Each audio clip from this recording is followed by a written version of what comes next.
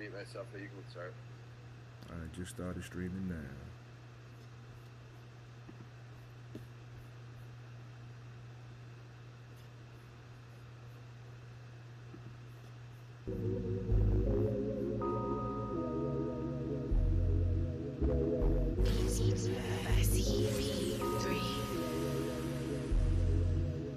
You got to have a concept. You have a great concept.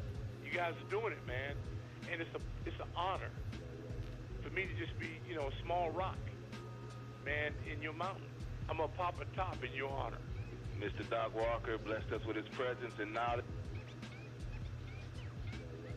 We want to welcome in our next special guest, Haley Skarupa. She's a three-time world champion in women's ice hockey and most recently won Olympic gold with Team USA. The Cap Stadium series is definitely my favorite, obviously. I'm a huge Caps fan, I always have been, and to be there at that game with my teammates and for us to bring, our gold medals to there and share it with everyone in this area was really, really special for me, and just the support, and it's been tremendous from everyone in this area, and you could feel that there at that game. Welcome to Sports on the Hill podcast. Hashtag DC Sports Without the Politics with Carol and Robbie on TRU Radio Network.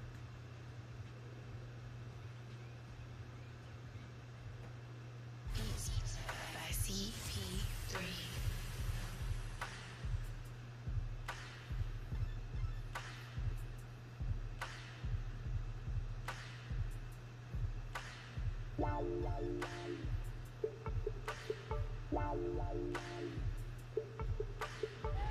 Many can copy us, but none can duplicate us. By CP3.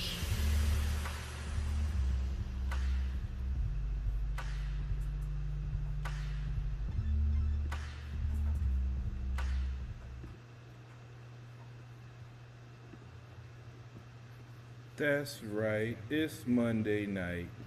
CP3 live from the lab. Sports on the Hill podcast. TRU Radio Network.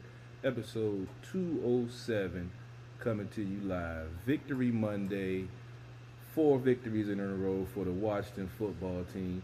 Another game that I said they were going to win. We already talked about me predicting the Pittsburgh game last week, but I'm not going to harp on that. But they had another, I'm not going to say impressive victory, but I have to because it was such a strong defensive effort. And I know Dujane should probably be tuning in shortly. So we'll definitely be breaking that down because you know how much we love to talk about defense. And I got Robbie G already on here. We're going to talk about a little bit of NBA preseason because I see they done already started getting their stuff together. And then we're going to talk some boxing in the last half hour, I guess, of the show, depending on how long we go. Paul, the boxing guy, should be available tonight, so we want to recap some of the past boxing matches and the upcoming boxing matches that's about to go down. Robbie, how are you doing today, good sir? I'm doing okay. The text got wonky on my share, so I was trying to fix that, but it's super long, so I'm going to have to do that on the fly right now. But, everything's good. We got the big victory Monday, so that's really awesome. And, I'm excited to talk about the NBA. We're going to break down the big trade.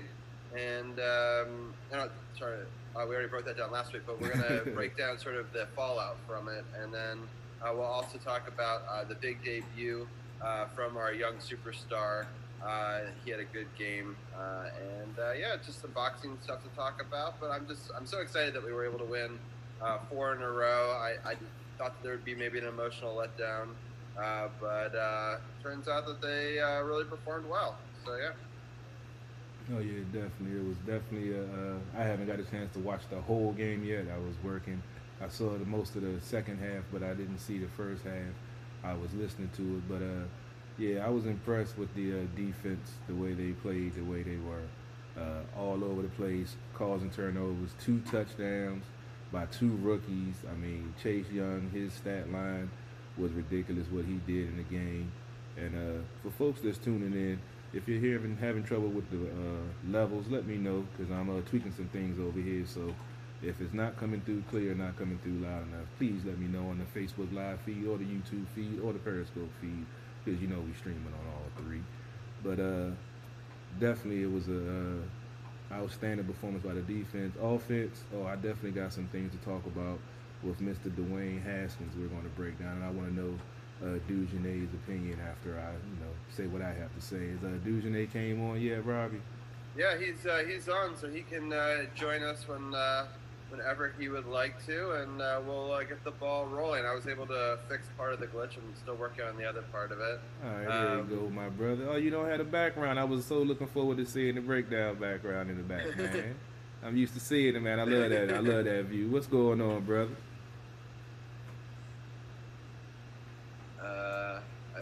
We're still muted somehow. Make sure you off mute, Dujanay. But it says it's not muted on the... It's the same thing that happened last time. It's all good. Got you. There we go. Good to go. Good to go. What's going on, my brother? How you doing tonight? Everything's good, man. Everything's good. Staying busy in the studio. Hey, brother. Hey, that's all we do. I did a 2.5-hour show last night. Went to work for like 10 hours, and then I'm about to do probably another 2-hour show tonight messing with y'all. But, hey, I do it because I love it. This game was interesting because we've always talked, well, I know I've talked about, we've talked about offline, not really on air, how I would love to see a defense dominated game, and the defense dictates the pace, forces turnovers, and actually scores. And I got all of that wrapped in one in yesterday. And the fact that Cameron Curl, someone who we broke down extensively because of your first-hand knowledge of seeing this young man play, telling us his potential, and then once you gave me the insight, I went and did some research, and I came to the same conclusion. And to see this young man step up like he did yesterday, starting from where he came from, limited snaps, Landon Collins went down, they was putting him more in the box. His first game started, he got exposed because they was, aiming for him, trying to confuse him, which they did.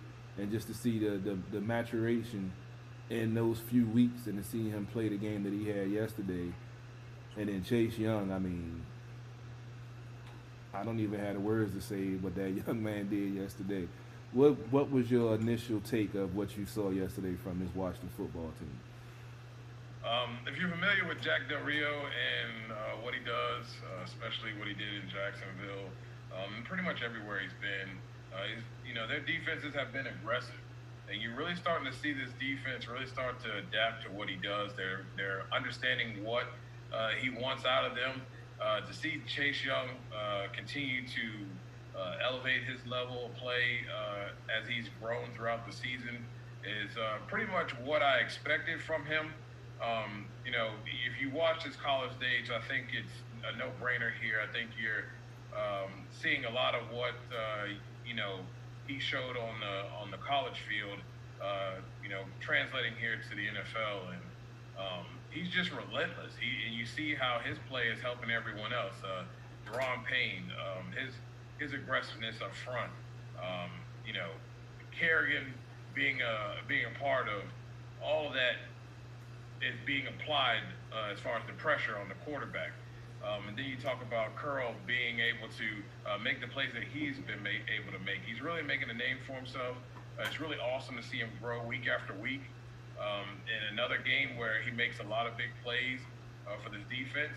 And of course, like I've said before, when you have the pressure that they were applying in this game on the quarterback, and they've been applying as of late, it makes those secondary guys a lot easier. You don't need top-tier guys in the secondary. I'm really tired of people worrying about having these big-time guys in the secondary. Just have some guys that understand where they need to be, have a little bit of speed, and understand some, technique, abilities to be able to manipulate some things when it comes down to them covering the offensive opponent. And with the front seven playing the way that they are, man, you're starting to see a maturation of a defense that really has the ability to be a consistent top 10 defense year after year. So it was really exciting to see the defense play, the way that they did and continue to grow in another week. this team growing is pretty awesome, and fans should be excited. Definitely. Let's talk about that front seven. I mean, we saw last week that they went straight four-man rush, not too many blitzes. But this week we saw this defensive line dominate. I mean, Deron Payne, Allen, Kerrigan got in there when he got his snaps. You saw him getting pressure. Chase Young wreaking havoc, recovering fumbles and running. What was that? 50-yard recovery. They said he was like running 18 miles an hour for a defensive lineman. Like, who's going to get in that man's way with the ball in his hand? And then Cameron Carroll making that play. And you told me, he was a cornerback converted to safety. You saw that quarterback speed. He reminded me a little bit of Deion the way he took off. He saw the end zone. He knew he was going to get there. And that front seven and the linebackers, I want to go back a couple of weeks ago when Coach called out the linebackers saying that they weren't playing aggressive enough. They weren't, going downhill enough. They weren't attacking the hole like they were supposed to. And we've seen them take that as a challenge, especially with Coach being an ex-linebacker. You know how serious he is about that. So it's just the fact that we're seeing accountability. We're seeing, the coach being critical, but not in a way to make himself look good and make the players look bad as we've seen in the previous regime. And you see the players responding to those challenges and not anonymous sources or such and such is upset about what coach said, this and this. You're seeing the growth from the team on the field and on the scoreboard and in the win and loss column. So what do you attribute that to? Is it more the team identifying an identity for itself and taking after its coach? Or is it that the players have the utmost respect for this coach and want to play their heart out for him because they know it's either his way or the highway? I think it's a little bit of everything. It's attitude from guys like Chase Young taking a leadership position. It's not a forced thing with him. This is who he is. He feels comfortable. Going up and down the sideline. It's a team mentality. Cheering on their teammates, lifting them up. Keeping them motivated, and I think you see Chase Young doing a lot of that as well. It's also understanding what coach expects, both of them, from Ron Rivera to Jack Del Rio, understanding what they expect, knowing that they're going to hear about it if they make mistakes. It's not a negative thing, but there's a level of expectation, there's a level of excellence that is expected from this team. There's no excuses being made. And they're adapting to that, and you saw it early, the early touchdown there. I know people are like, oh boy, I don't know if they're going to be able to pull it off, and then they just seem to be like, okay, you guys got this one, but no more. We're not going to put up with this all day, and they get aggressive, they get nasty, and they start dictating to the offense. Everybody wants to talk about Pittsburgh and maybe they didn't get as much pressure as they did in this game, but you have to consider their offensive line that they were going up against. That's a perennial offensive line in Pittsburgh, and look at what they were able to do. And then you come and here's a team that is, they have some injuries just like everybody else.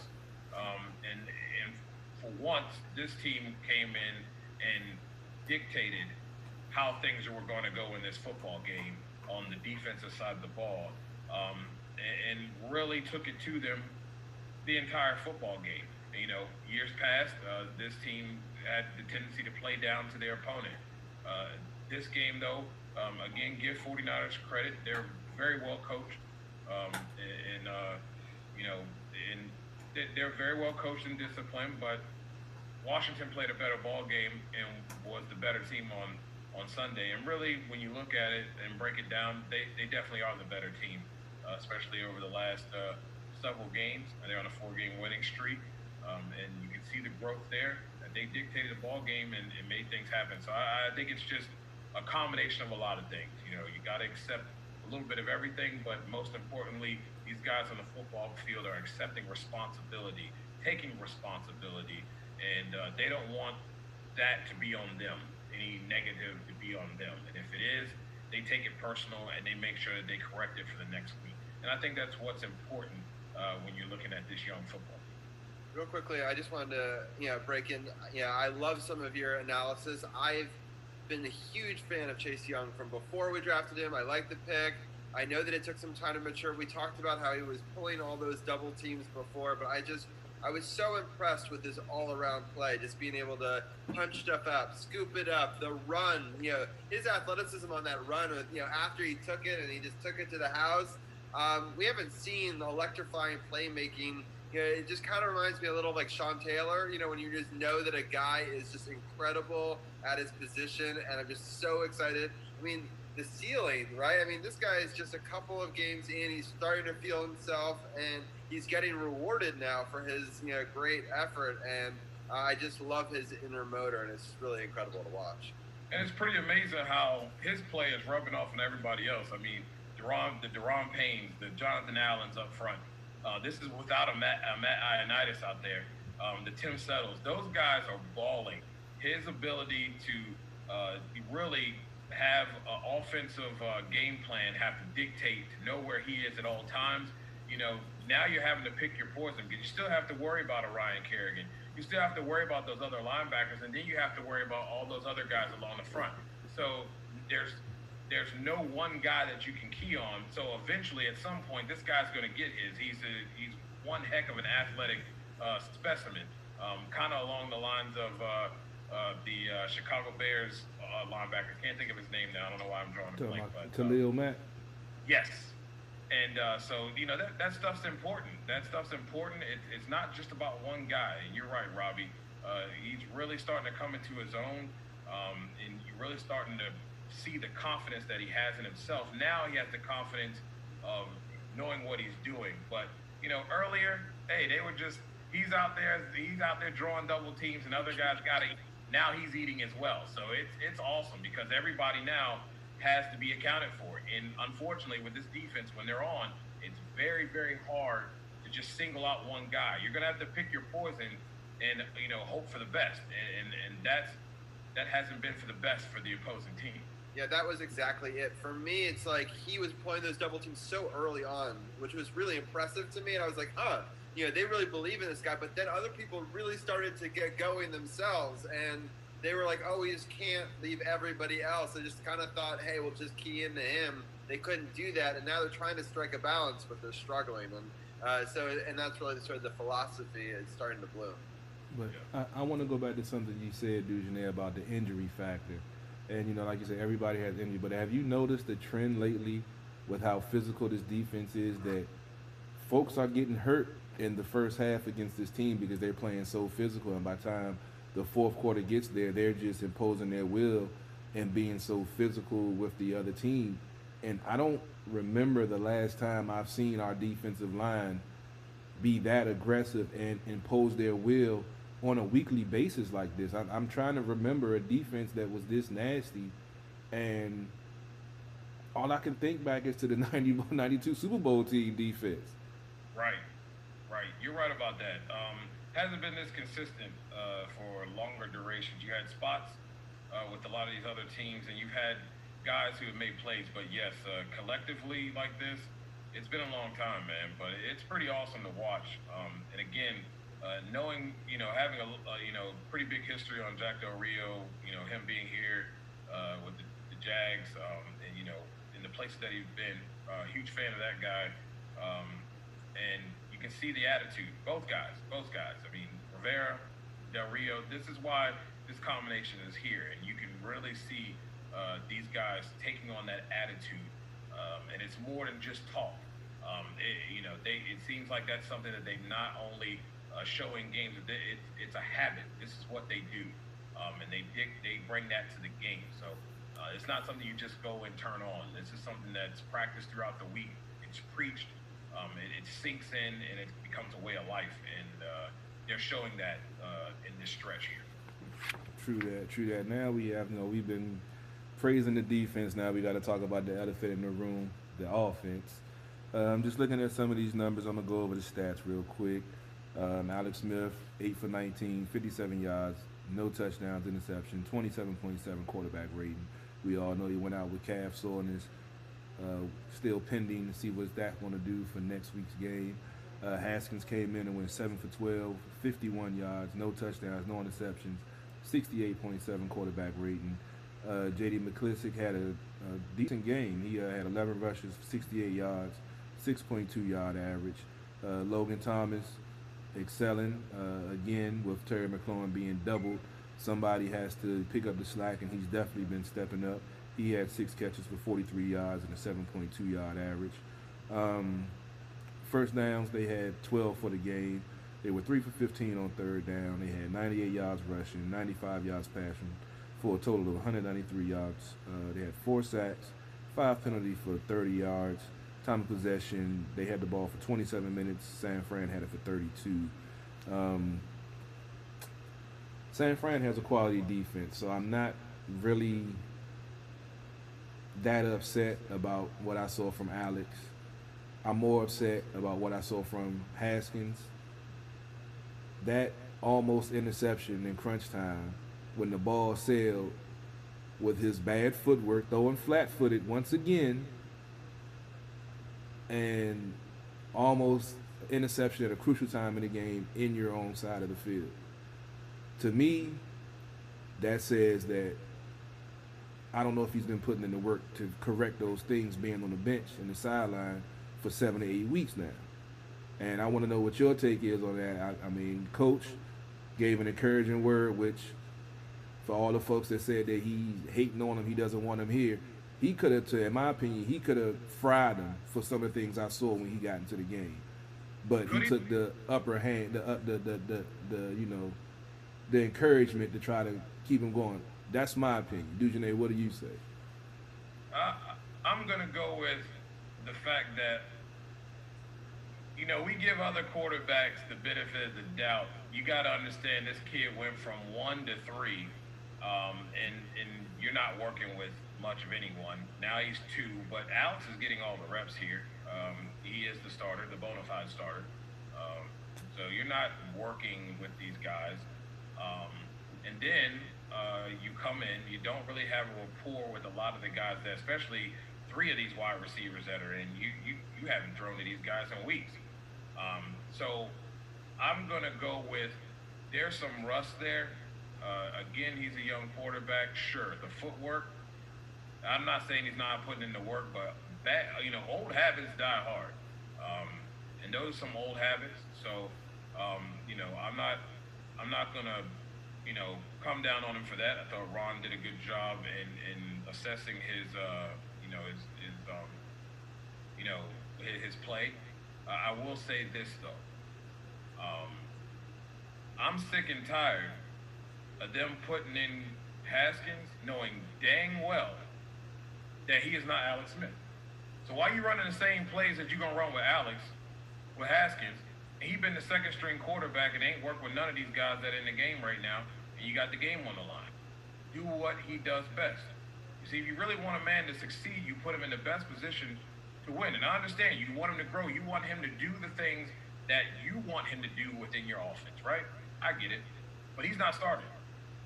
So therefore, you need to have a package of plays just in case this boy comes in here and has to play, for whatever reason it may be.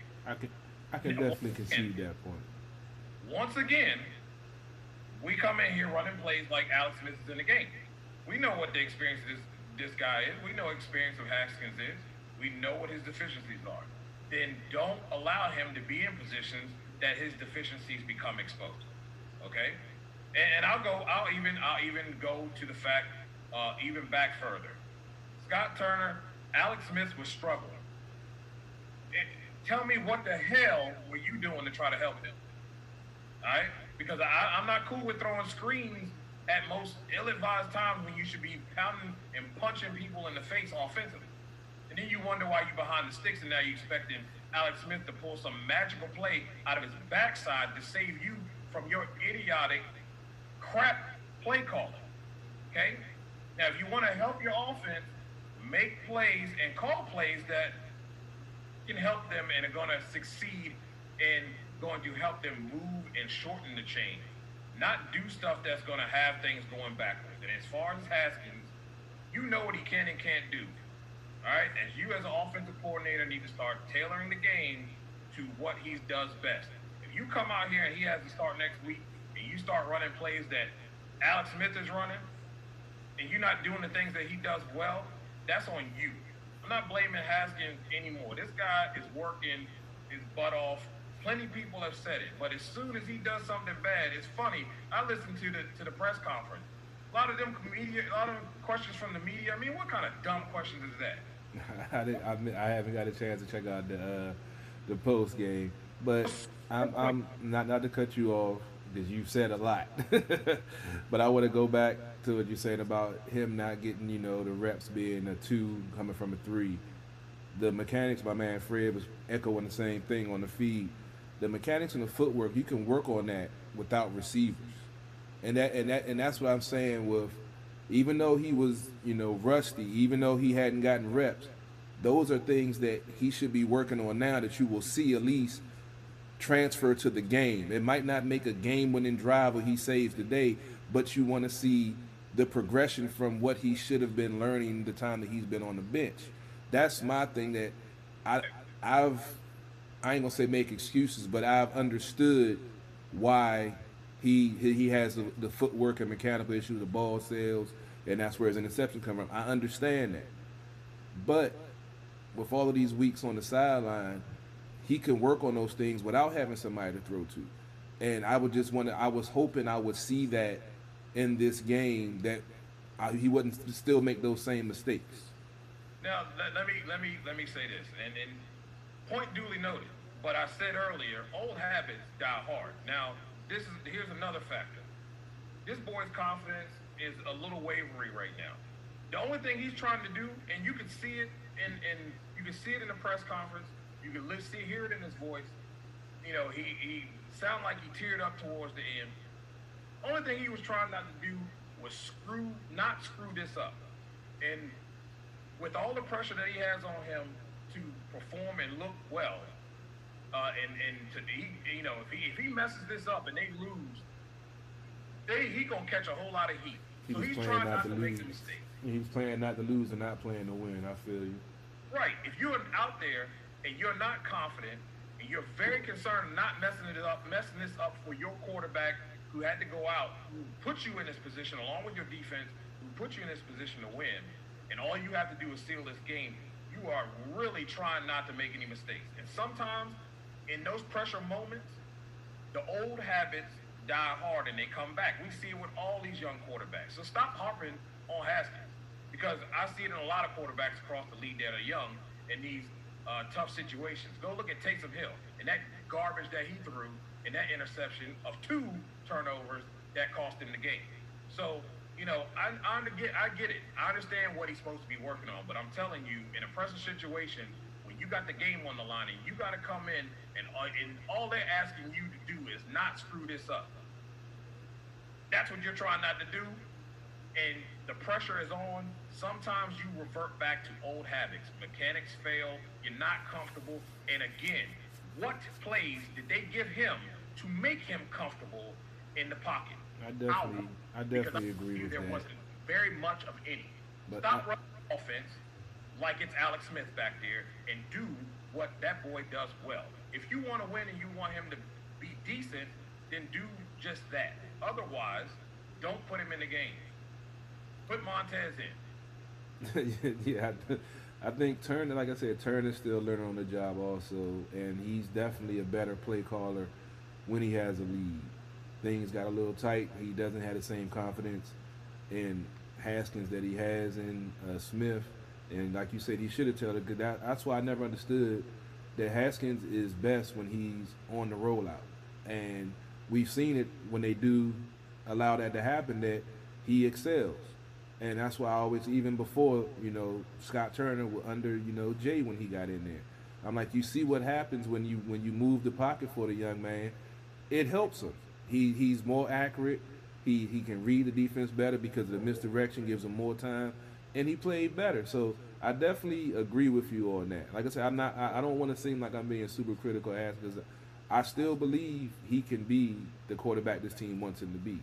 But as you said, with the pressure, and that's why I always question with somebody coming home and being a fan of the team, how would that, play out? and sometimes it doesn't play out in the right way. And if that's what it is, I don't know how he's going to overcome that. Right, and you're right about that. I mean, this is a telling moment for him. And if he has to play next week, it's a telling moment. But I think my thing is me knowing Washington fans as long as I have, from fandom to media side, the go-to is to blame the quarterback. But I'm more knowledgeable than that to stand back and look, okay, yes, there are things he is not doing well, and I'm not making excuses. But dadgummit, you tell me, what is your coaches doing to help him? Because see, good coaches understand that a quarterback can't do certain things. Did the Eagles have Jalen Hurts out there doing what Carson Wentz does? I don't think so, because that's not what Jalen Hurts does. So why are you having Dwayne do what Alex is doing? Like you said, move the pocket, allow him to get comfortable. Now, if he got comfortable early, and you give him a couple easy throws, outside the pocket, cool. Then he might settle in. But we have to wait and see. Maybe he never settles in, and these mistakes are always there. Maybe it's in his head, because this is being home, being in Washington, with all that's on him, all that's been said, all that he's been through, it's weighing heavy on him. Maybe it's just a change of scenery. And maybe he never works out and pans out to be a starting quarterback in this league. But when he comes in for somebody else, knowing he ain't had no practice, but if this was anybody else, we making 1,001 excuses of, well, he hadn't had to work with the ones and all this. But it's Haskins, and Washington football team fans want to come in and throw rocks and bricks and everything else at this guy like this is his problem. Sure, he made some mistakes, and there's some things that he should be correcting, but have to consider everything. And Scott Turner isn't doing a good enough job in putting that quarterback in position to do the right things and to be comfortable. That's what coaches do. Get their guys comfortable so they can start opening up and doing some little things and testing some different things to see if they can do it and execute it well as they've practiced on the practice field. Real quickly, though, I just wanted to speak to the fans' point of view, because I was kind of in the fans' boat yesterday. I was not happy with what I was seeing from him, and I was like, oh, God, it's going to all fall apart. And the defense just kept on bailing him out and balling out of control to the point where it's like, and he didn't make mistakes. He didn't turn the ball over, and that's what you needed to do, and he did the bare minimum. But from the optics of seeing Alex Smith with a bum leg seem to be doing better than him, just visually, and yeah. And it turns out that, he was, I think, maybe more hurt than we thought in the beginning. So, I was like, so the original optics was he was like, oh, Alex Smith isn't that hurt, and here is an opportunity for Dwayne to really sort of seize control, and he didn't really seize that, and it was kind of hard at moments to watch, right? Because they were doing a lot of the safe things, and they were being sniffed out, and a lot of these run and draw plays that were kind of just obvious, and, they had to do a little bit more misdirection and have a little bit more creative play calling, but it was hard because it was just like, this isn't, what we want to see. This is, this was supposed to be his moment to seize the team, and it wasn't that. I mean, honestly, it's kind of unfair to Scott Turner. Doug Peterson is a hell of a play caller. So I'm not trying to give Turner a pass, but Peterson he's up to me. He's in the top 5 as offensive play callers in the league.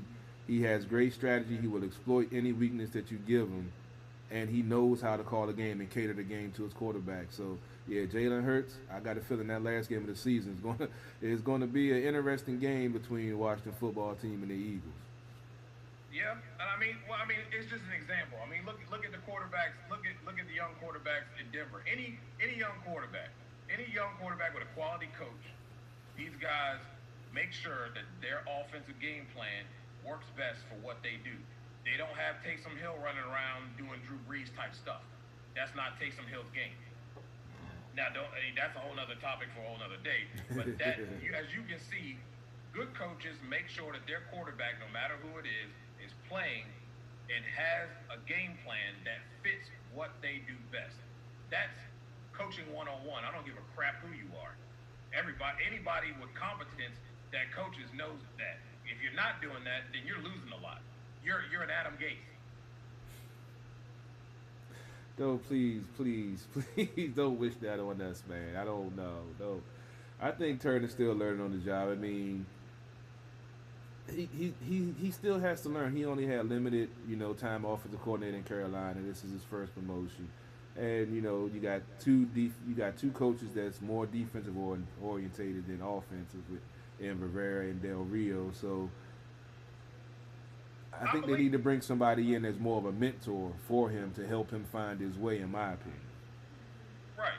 And I believe in him. I'm not saying that he's not that. All I'm just saying is all this piling on Dwayne is a little much, and it's getting kind of old. Y'all gonna have to find another line. Fans gonna have to find another line. And what I want to see this week though, if he ends up starting, he's got a full week of practice. Now, there ain't gonna be nothing to hold you back. They should be able to come in and set you up and have a nice little, scripted plays in the first, couple series to get you going. There's no excuses after that. So you either got it or you don't. Because, your defense is handing you opportunities. How many opportunities has this team had offensively because of the defense? That hasn't happened in a long time.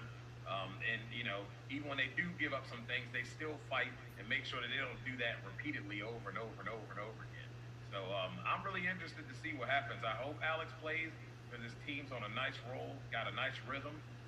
But if Haskins has to come in, I think he can get it done, but they're going to have to get him comfortable and do the things that he does best. Roll in the pocket, getting him outside of the pocket, allow him to make a couple easy throws, and then we can start utilizing those things and his mobility to get guys. It really plays well to the guys like Cam Sims, Terry McLaurin, all those guys that they have that shifty ability to do those types of crossing routes, those drag routes and things like that, to take and break and get that yak that they've been getting all season long. So it's just a matter of getting the quarterback comfortable. And if they can do that, full week of practice, if that's what's going to end up happening, we'll see. And if he doesn't get it done then you guys are more than welcome to pile on.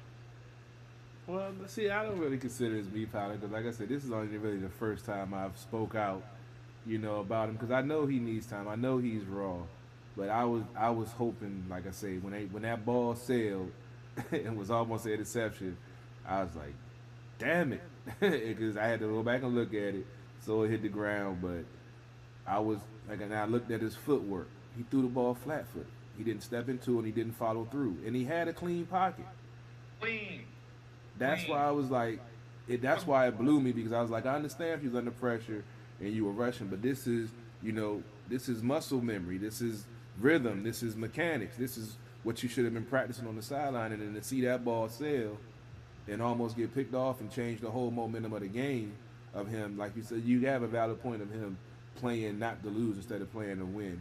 And I think that's where his mindset is right now with all the stuff that's happened, especially in the media, especially on social media. I get it. But at the end of the day, he has to remember he's a quarterback. He's going to get the blame when they lose. He's going to get the praise when they win. So hopefully that clicks and he can separate from the hometown Redskin, Washington football team fan. Damn it, I slipped up. And can take that next step. That's all I want to see because I feel he has the potential to be that and do that. I just want to see it. I know it's limited reps. I know he, didn't have chemistry with any of the wide receivers. He doesn't get with the first team, but just the fact of the mechanics and the throwing motion and the follow through, I was hoping that, we wouldn't see that pop back up. But, like you said, the pressure. As I say, I can see the point. That's why I always go to you because you always have a different perspective. Because sometimes I've changed my perspective for 100% the same reason. I felt very differently yesterday after it than I do now, and that's why I'm happy that we have you on. Yeah, that's what I was about to say. Yeah, you've actually given me a different perspective because that's why I like to talk to you because sometimes, for Robbie, my emotion does get involved even though you tell me I don't have any emotion for this team anymore. I'll say this too. It's one thing that I often wonder with him. How and maybe people, fans watching tonight, you ever seen a guy, he get, can't take hard criticism, and it crushes his confidence. And instead of being able to take that and harness it, and use it for fuel to rise to the occasion to improve, it weighs heavy on their heart, and they can't seem to shake it. And it doesn't give them the ability to focus on the now. And when they get in a pressure situation, it's almost as if their brain goes, oh no, here we go again. And things start to fail. You ever been in a situation where you're having a bad game, whether it's shooting a basketball or baseball, whatever the case may be, you're not hitting very well, and then so you start to overcompensate for things you think mentally you're doing because you maybe had a couple games of this thing starting to happen where you're not really doing what you are used to doing on a regular basis and being good at it. And I think right now he's had so much failure that he can't, maybe it's not between the ears. Maybe mentally he can't deal with all those negative things or whatever that are going on. And that's not an excuse. Some people just don't have it. Kind of like Tiger for a while there in golf, where too many things was going on, didn't have it between the ears and couldn't play. Guys sometimes just are like that. I even use Johnny Manziel as an example.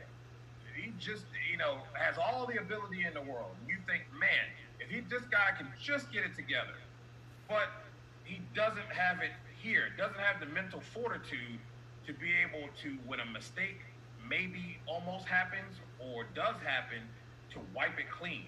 It weighs heavy on their heart, and they take it so personal that it destroys the rest of the game. I mean, I think if any golfs and gets ticked off because they have a bad golf game, it just gets worse from there, right? You have one bad hole, and it gets worse from there. And I think that's what this is. And maybe he just doesn't have it here. I hope he's not another Johnny Manziel, because for me, like, I got to see him at A&M. My wife is an Aggie. I got to go to a game, and I made sure to get down there when he was something special, right? And you just had all these dreams. I'm like, wow, he scored 4 touchdowns in the first half, and I was just like, and yeah, it was against, I think it was Auburn, or no, it was against Vanderbilt. But it doesn't matter. You could see it. He was magic, right? But then he just doesn't, at the next level, he just didn't, wasn't there. And and this is a lot of the same player. That's what I get worried about. He was incredible, for that one season in college, but we just don't know if he's going to make that jump. Right. Some guys got it, and some guys don't. And some guys can't handle, again, kind of another Griffin situation where he was kind of thrusted. He was brought in, not cared for, not handled very well, and then maybe it wasn't the right thing to start him in the beginning. But Ron thought he just wanted to see, and didn't go very well. As you can see, he didn't take it very well, but he had some maturing to do as well. He admitted that in the press conference a little bit. Didn't want to really get into a lot of things. He just wanted to focus on the fact that he was happy to have the opportunity to be out there and to help the team complete the victory and not mess it up. And he was able to do that. And he was just thankful to be back out on the field again. So hopefully it can lift his spirits and he can get past this. But like I said, maybe it's not the ability. Maybe it's just what's in between the ears and what's here. And mental fortitude is a big deal in sports. And if you can't get confidence and gain confidence, or you're always thinking what the next bad thing is going to happen to me, or what's going to be said about me, maybe this isn't the job for you, and it may be just too much for him. And maybe it's a change of scenery. I don't know, but I really hope the best for him. I want him to succeed. I think he's a great quarterback. But I think it's more to it than just, the mental game is a lot. And that's where when your mentals aren't right, your old mechanics and your old bad habits start to come out when the pressure is on. That's not an excuse, but that's just the nature of sports. We see it across different sports that it happens to guys where, sometimes they just don't have it to handle the pressure that's needed. And like Carol stated, it's a lot of pressure being a quarterback. it's definitely a lot of pressure being a quarterback in Washington D.C. When they haven't had really a decent quarterback since Mark Rippon. Well, I hope it's not that he'll play better elsewhere because I would love to see him take this team to the next level because Absolutely. he has, like you said, he has the potential to be a quality quarterback in this league. I can't say great because we don't know, but he can definitely be quality. And for him to be a quarterback in the limited time he's been quarterback, that's one of the rules you have to learn as a quarterback and as a cornerback to have a short memory because you're going to make mistakes. Absolutely. Things are going to happen, and you have to know how to shake it off and move on to the next play.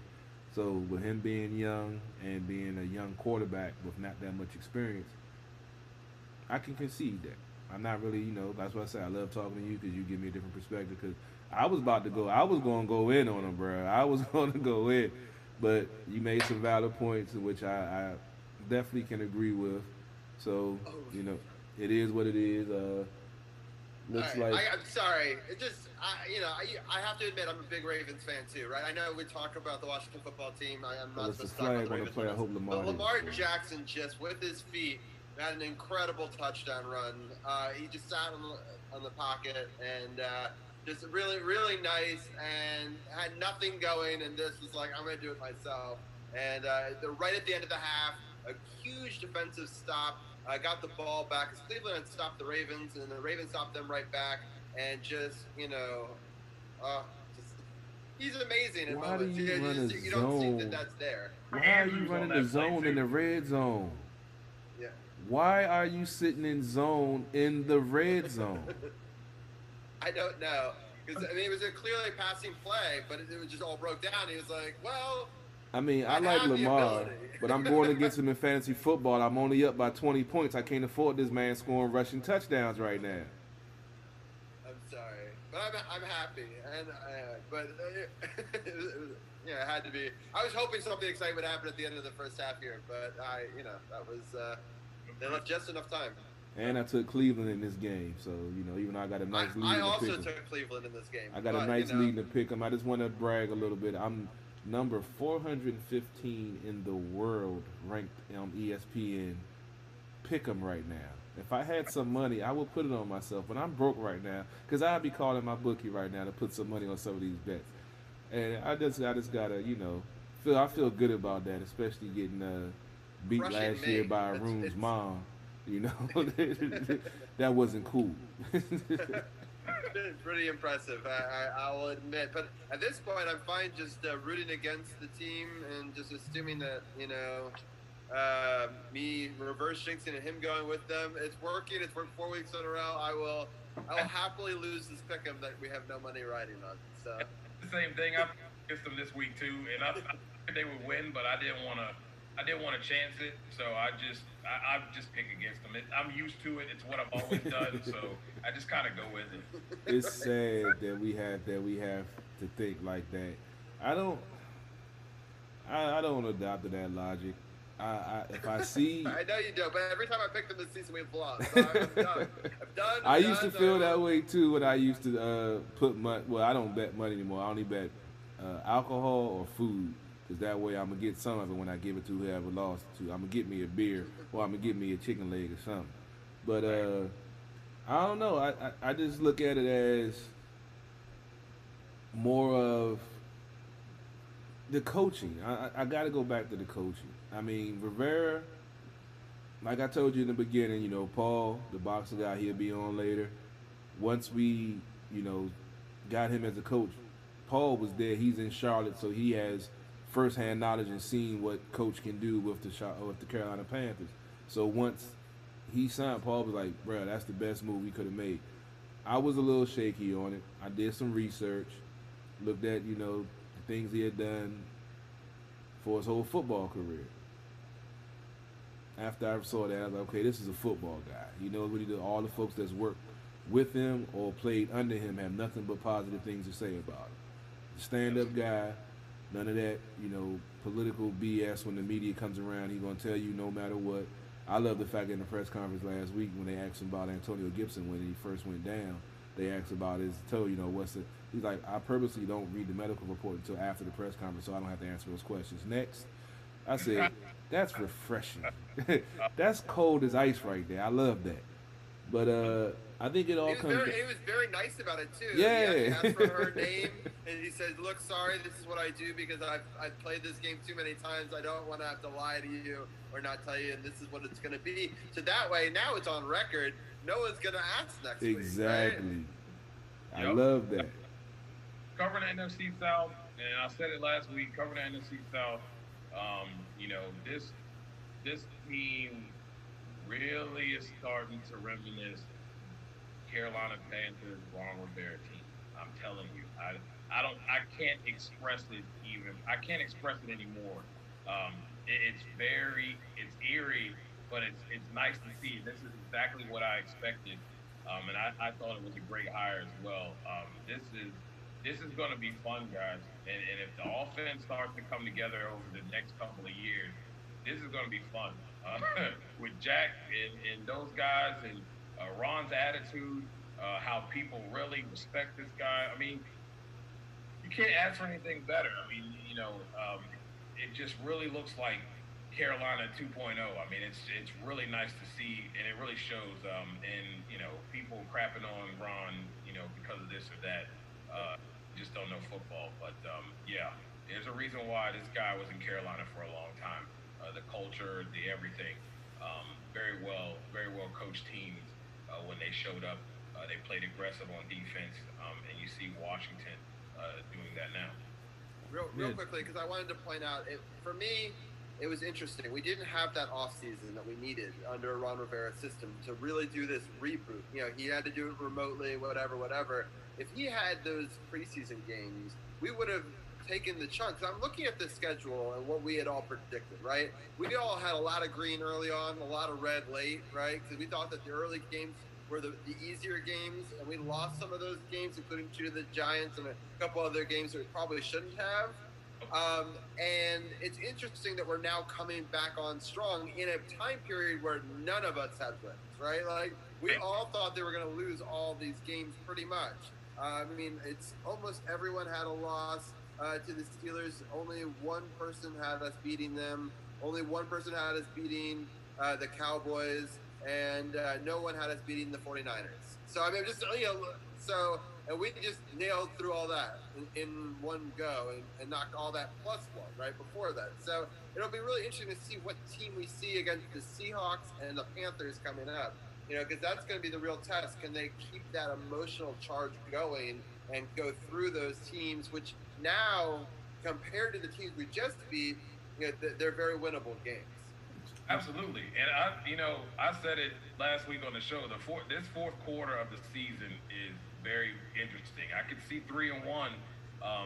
They stole, a game, and they really rose to the occasion and stole that one from Pittsburgh. Now you're looking at the rest of this season. The only team that could possibly be a problem and a guaranteed loss, if you want to look at it, before we started, the 49ers game, was Seattle. Now, after stealing one from a very formidable team in the Steelers, and they lost a game to a team in the Giants they really had no business losing to. Seattle comes to Washington. Big game, and now it feels like they could really win that game, and I don't want to say with ease, but this is a winnable game for them now. I mean, the way that they're playing, this is a winnable game, and then the last two games of this season aren't anything that they haven't faced in the last four. So if they can continue to understand who they are, what they are, and what's at stake, and not rest on the morals of what they've done before, and continue to build, continue to grow, could they seriously go 4-0 in the fourth quarter of this season? It is possible. It's not out of the realm of possibility. It's not crazy. I definitely think they can, because they're getting hot at the right time. They're believing at the same time. They're playing for each other. They see the potential. They know that they didn't have a preseason. With him being a new coach, he would have had an extra week of OTAs if it was a regular season. So as Robbie mentioned, imagine if they would have had those preseason games and the hiccups we saw in the first few weeks of the season in games they should have won. So that's why I was trying to educate some folks and tell them, this is a unique situation, but look at the growth you're seeing in one season under this coach. And under Jay, it took, in my opinion, 4 years before we saw any type of progress. And some folks tried to argue with me, and I told them, that's another story. But you see it in one season. You see players stepping up. You see players developing. Players, in the later rounds that they drafted. And some folks complain, talking about they need to, name a GM. And I'm like, why mess with the formula that's been this successful in the first year? Let it cultivate and see what happens before you want to make change. And that's the one thing about some of the Washington football fans that get on my nerves. I understand it's been 20 plus years of BS, but you have a true football mind that drafted the players that he wanted, put him in training camp the way that he wanted, put him on the field the way he wanted. It might not have started out the way that he wanted, but it's trending the way that he saw it going for his team, because he saw the potential, he saw the talent. And when you have a coach that knows how to develop talent and get the best out of his players, the sky's the limit. And if these guys can go out there and make the playoffs, I was talking about this last night at the bar radio. I'm not going to say that they can make a miraculous run because you have an extra wild card, extra round of games to go. But we've seen teams come out of the NFC East as a wild card and shock the world. That's all I'm going to say. Not saying it's going to happen, but watching the Nationals, watching the Capitals, we've seen this story play out before. Not saying it's going to happen, but you see this team coming together under the first year coach. And I believe he deserves Coach of the Year for that alone, with it being his franchise, how dysfunctional it was, and all of the negative baggage that was around his team. He's been a stand-up guy the whole time. And by the way, fighting cancer at the same damn time. Yeah. You know what I'm saying? This dude is just showing how great of a person, man, and coach that he is. And I believe he deserves due credit for what he's done with this organization in this not even a full season under him. I'm like him and Alex Smith, though, right? Because comeback player of the year. I mean, the merging of those two and those two stories has been really what has lifted us into a new franchise. True. I'm gonna give you three players that people will sit up here and who want to argue with Carol about whether there was progress under Jay or not. I'm gonna give you three players that talked very highly and didn't do diddly squat under Jay Gruden. Troy Apke. People didn't like that guy and often wonder why he was out there on the field. Look at how he's playing now. The Reeves kid. He was sporadic. Reeves, oh my God. But was sporadic under Jay. Now you see a level of consistency. Okay? And the third guy, you could pick anybody, but I'm going to go with Cam Sims. We've all known he's had that potential. Guys, between Cam and Reeves, they show a lot in practice, but never could translate it to the game for some strange reason. Couldn't translate it to the game. Now, those three guys alone are guys that have had to play because of injuries, etc., and are absolute guys that you can depend on. That's just three. There's plenty more, but I'll leave you with those three right there, guys that been under that system for quite some time and were very erratic in their play and were consistent on the practice field, but for some strange reason couldn't translate it to the football field when it was time for the lights to come on and it counted. Now these guys are absolute guys you can count on, put in the game, and they make plays for you. That's the progress that you need, because see, it ain't all about the guys that's starting on the field, they're coming out the first 11 that come out. It's about the guys behind them that makes this team to be formidable and to be a quality football team. You need all of it, not just the first 11. You need all of it, and now you're starting to see all of it come together, and those pieces start to come together. Think about when they start having next year's draft and free agency, and if we can have a semblance of normalcy on how we go about the offseason like we've done in previous years. It's gonna be interesting, ain't it? Very interesting. I like if I'm a fan, I like what I see, and as a guy covering this team, I'm very excited for the future here and what is yet to come, and who they are yet to bring in, young guys that are going to come in and be contributing pieces to what's already here. It's going to be real fun. No doubt, no doubt. We about to bring in DC People's Champ. I'm gonna read through some of the comments. You know, I've been getting a lot of comments on the Facebook Live feed. Appreciate it, Fred. Appreciate it, Mark. You can go ahead and bring in DC's People's Champ. You can come on in. I know you wanted to chime in before we let Dujane go. Fred was saying that he agreed to take the Turner play calling isn't the best. He was saying that but if you can handle the pressure, then if you can't handle the pressure, then you're going to fold in big situations. That's my echo about that. Quarterback, what's entitled to it, what's entailed in it. Hopefully he can make that transition and be that quarterback that we all think he can be. Mark was saying that he feels like they should definitely have some plays that he's comfortable with in the lineup just in case he gets in. I agree with that also. You should always have a backup plan just in case. Mark also says we're going to definitely need some offense next week going against Seattle. That we're going to have to possibly spy Russell Wilson because he will run. And Mark, their offensive line is, I'm not going to say they're the best, but they're definitely above average. They protect them well. Russell knows how to, buy time with his feet or break the pocket when it's time to roll. So that they probably are going to have to spy him at some point, but we've seen over the last few weeks they go straight forward, 4-down Allen rushing. And we saw yesterday, we saw them throwing different exotic blitzes. So I believe there's going to be a mix-up of different types of coverages and different types of blitzes because Russell Wilson is, so good. You're going to have to mix up your coverages with him because if you don't, he will either pick you apart or see when you do go to man, he will use his legs to exploit you. So it's definitely going to be a interesting game along with Scott Turner calling the plays, as Dujane mentioned.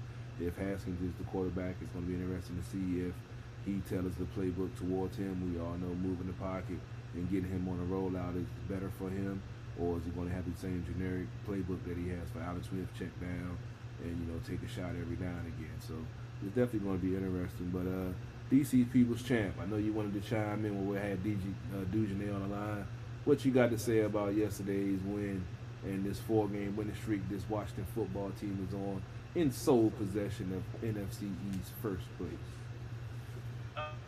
I will echo what Robbie said earlier, that when Haskins had that throw where he was flat-footed and sailed, I said in our group chat, Haskins, this is the same BS that got you benched in the first place. What are you doing? But I am glad that he was able to manage the game well enough to keep them in the lead and to ultimately win the game. But the defense stepped up big time. I don't know how many times I kept saying Chase was on the case. I don't know how many times I said that. Chase was disruptive. Sweat was disruptive. Cameron Curl, that beautiful pick six. I mean, the defense managed to force, 3 turnovers and just absolutely have Nick Mullins out of sorts in that pocket. It was a great win. It was a great win over a team that, even though their record doesn't show it, a lot of people had us pegged as being most likely. And to go have a 4-game winning streak, it really shows that this team is really starting to get that identity and starting to understand who they are and what they need to do.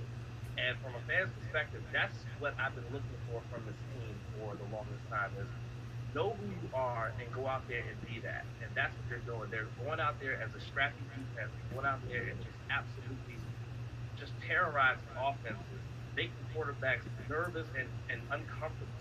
And that's what they did with Nick Mullins. They made him uncomfortable. They made him make mistakes, forced 2 fumbles, including a fumble recovery for a touchdown.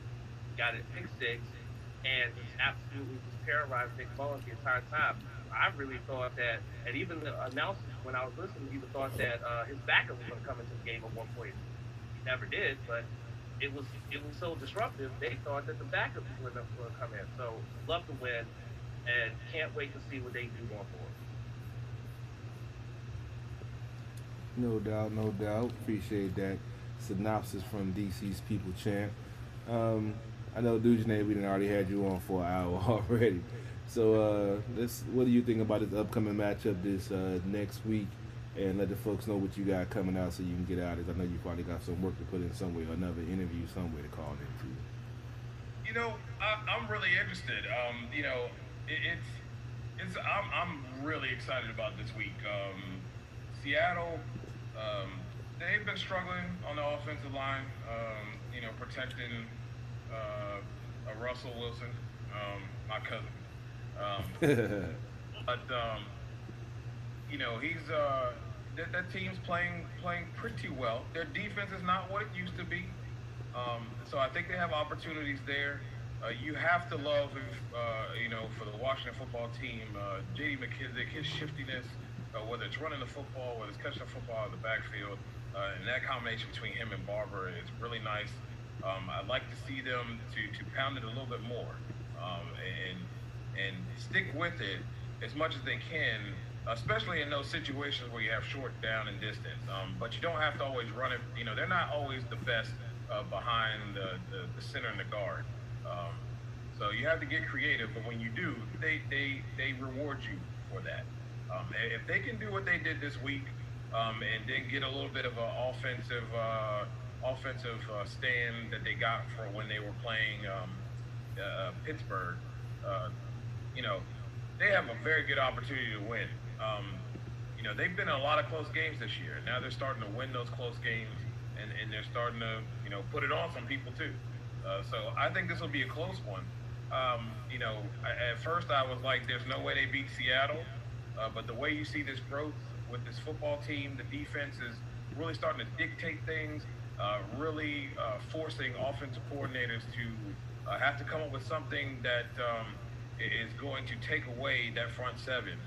Then you got guys like Curl making plays and back there. So there's a huge combination of huge things that offensive coordinators have to worry about.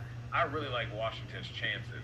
I don't want to predict a win for Washington football fans' sake, but I really think that they can win this football game, keep it close, and they can win this thing kind of like they did last week.